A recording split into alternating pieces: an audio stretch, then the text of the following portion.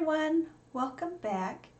So I know that I haven't finished Miss Valentine yet. We're close. Watch for a finished video on her pretty soon.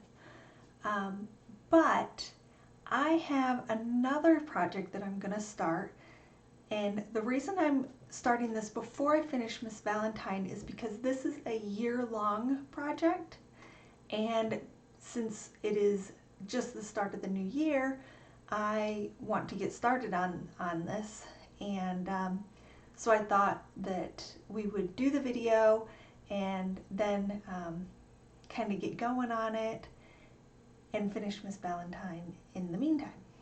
So when I say this is a year-long project, that makes it sound massive. It's not. It's one of those daily you stitch a few stitches type of project.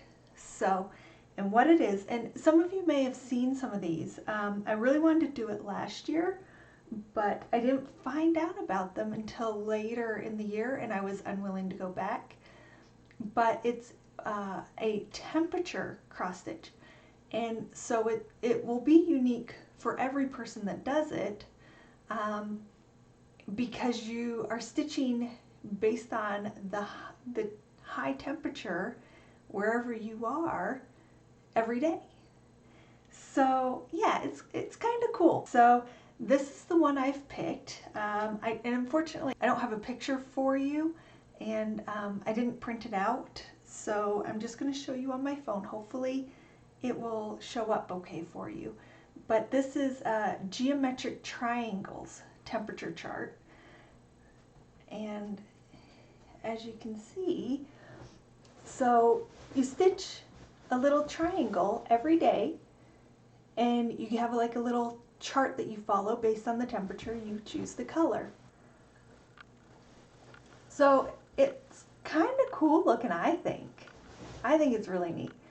Now it's 19 by 19 triangles, which when you do the math is 361 days, which really bothered me. I almost didn't get this because of that, but I took a punt. Like, I was just like, you know what, I'm just gonna do it, we'll figure it out. And what I will say is, in the instructions, what it says to do with those final 4 days is at the bottom here, and hopefully I can get it in, you stitch the year, and for every number of the year you do the last 4 days. So that's how you get those 4 days kind of packed in there while keeping it nice and clean and square.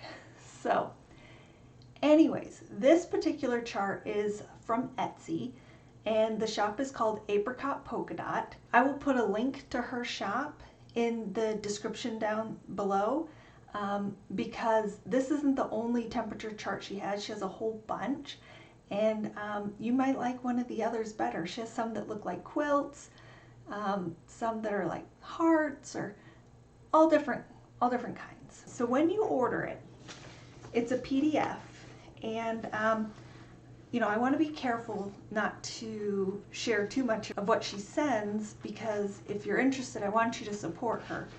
But you do get the pattern, which of course is pretty simple, and then the instructions for how to stitch it, like what direction each row goes in. This one in particular doesn't go left to right, it kind of zigzags and goes diagonal. So you get that information, and then you get all the instructions. And then what's really cool is, if I can get to the right page here, you get 2 sets, and they didn't print great for me. Just, it's not her file, it's my printer running out of color ink.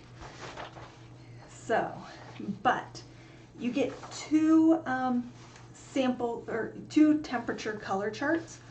One is a sample where she's kind of lined it up for you, and you can follow her template, Or she made a blank one with the same colors, but you can choose your own range, temperature ranges if you want to. So if you live in an area that doesn't get below 29, which is her lowest temp on here, it just, you know, you're never going to get to this color. You can change your increments to get to kind of where your lows stand. Like maybe your lows only get to, you know, 40, 45.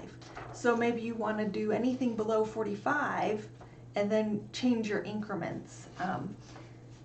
For what she has, so on her template, it ranges from about 30 to 100, and then it's you know, even increments for every color. So that's kind of nice that, you know, you can set it up. She's given you the sample so you can sort of see how she's done it and you can follow it, or she's given you a template to set it up however is best suited to your region. So yeah, and then she said that for her her sample, she stitched it on 14 count Aida, which the finished product ended up being 6.75 by 6.75 inches. I'm going to do it on 18 count Aida because that's what I happen to have, and honestly I prefer the 18 count, so ours is going to end up being a bit smaller. I think it was about 5 1/4 by 5 1/4 inches, so, which is nice. That's a good size, just for fun, you know. And every day it's 15 stitches, so should be able to keep up with that okay. I think it's going to be more about getting it out, especially when you're working on another project, getting it out and doing those stitches. So it may be one of those things that you record it throughout the week and then once a week fill it in. That's probably most likely how I'll approach it, but we'll see. We'll see how I go. I did choose to just do white. I actually like the clean look of the white, and especially since they're such bright colors, I think it'll, I don't know, I feel like they'll look really sharp on the white. I did look at some hand-dyed fabrics for this, and I think it could look really good on some of those really fun hand-dyed fabrics. Maybe like one that has blues and pinks or purples in it. I think you could have a lot of fun with this. However, you know, kind of customize it to suit you and your tastes. There's 16 colors for if you're following her template and her colors. If you chose not to, if you wanted to change out the color schemes or add more so you had more range, certainly I think you could do that. But I'm following what she, you know, provided. So yeah, bright, fun colors. Like, I think it'll be really cool. And yeah, so that's what I'm gonna take on for this year. Hopefully it'll be fun and it'll look really cool when I'm done. That's the hope, right? Like that it's just, I don't know. I remember I saw them last year, or saw, you know, someone was working on one, and I was like, that is the coolest idea ever.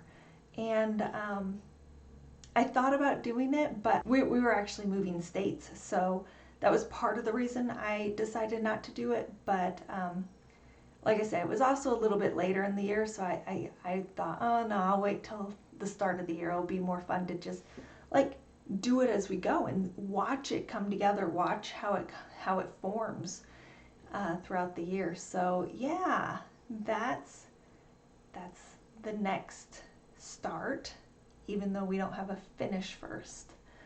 But that's okay. Sometimes that's okay. You can have more than one project going at once. There's nothing wrong with that, right? Normally I don't have like the capacity to manage more than one, but I think we can manage this one.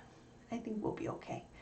So, but I highly recommend you go and check out Apricot Polkadot on Etsy. She has some really cute stuff, and let me know if you're interested in doing one of these, or if you have done one in the past and what you thought of it. So yeah, All right, everyone. Well, thanks for checking in.